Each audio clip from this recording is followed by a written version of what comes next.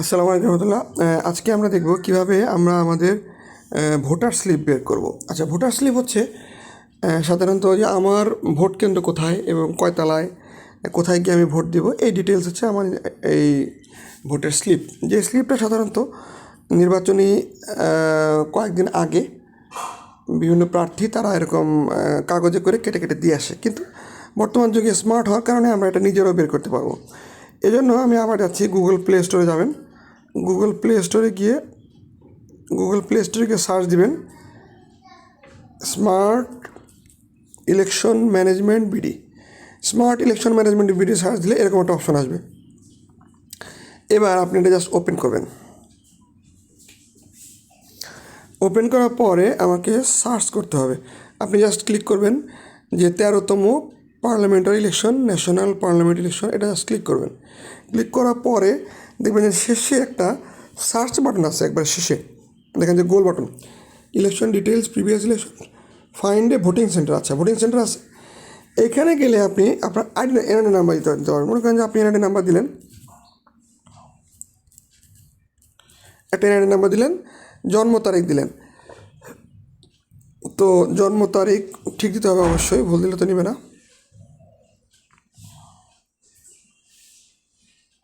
আচ্ছা, তাহলে এবার সার্চ করলে আমার ডিটেলস চলে আসলো। দেখেন ওনার আমি যেটা সার্চ দিয়েছি তার ভোটার নম্বর হচ্ছে এত, ভোটের সিরিয়াল নাম্বার হচ্ছে এত, এবং এটা হলো বিএফ শাইন কলেজের 884 পূর্ব শেওড়াপাড়া, মিরপুর, ঢাকা, 4th তলা, 401, 402, 403, 405, 407 পুরুষ ভোটার কেন্দ্রে। তো এটা হচ্ছে আমাদের ডিটেলস অ্যাড্রেস। আর সেন্টার অ্যাড্রেস দেওয়া আছে। আমি চাই গুগল ম্যাপের জন্য ডিরেকশনে ক্লিক করলে আমার এখান থেকে কত দূর সেই ম্যাপটাও দেখাবে। আচ্ছা, এটা হচ্ছে আমার এখান থেকে কত দূর সেটাও দেখাচ্ছে, মাত্র 1 মিনিটের রাস্তা। আর হলো এখানে একটা গুরুত্বপূর্ণ মজার বিষয় দেখেন যে এই এলাকায় এই কারা কারা আমাদের ভোটার মানে ইসে দাঁড়িয়েছে, এই জিনিসগুলো এখানে পাবেন। জাস্ট ইলেকশন ডিটেলসে ক্লিক করলে দেখেন যে এইখানে এবার আমাদের হচ্ছে ঢাকা 15 আসন।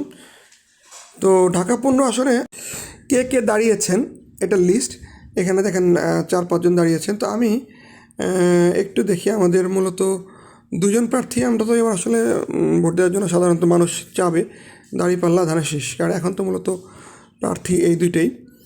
তো আমরা এই দাঁড়িপাল্লার প্রার্থী শফিকুর রহমান, ওনার ডিটেলস একটু দেখে আসি। দেখেন এখানে সমস্ত কিছু দেওয়া আছে। আমি এফিডেভিটে গেলে ওনার এফিডেভিট কী করছে, কী কী মামলা ছিল, সব ডিটেলস এখানে দেওয়া আছে।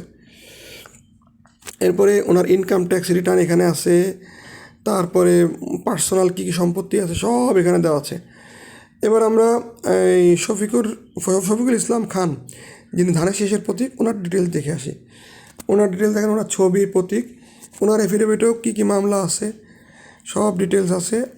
ওনার ইনকাম ট্যাক্স রিটার্ন কী এবং ওনার স্টেটমেন্ট কী, ওনার ইনকাম কত বা কী, সব ডিটেলস আছে। তাহলে আমরা এখান থেকে আমরা ইলেকশন ডিটেলসে গেলে কারা কারা দাঁড়িয়েছে তা দেখতে পারবো। আমার ডিটেলস, ভোট কেন্দ্র কথা দেখতে পারবো। আর হচ্ছে আমি যে সার্চ শেষে যেটা ফাইন্ড ভোটিং সেন্টারে ক্লিক করলে আমি আমার দেখতে পারবো, কী বলে এই মানে আমি আমার কোথায় আমার নির্বাচনী এলাকা বা কোথায় আমি ভোট দিতে যাবো এটা দেখতে পারবো। জাযাকুমুল্লাহ খাইর। আসসালামু আলাইকুম রহমতুল্লাহি ওয়া বারাকাতুহু।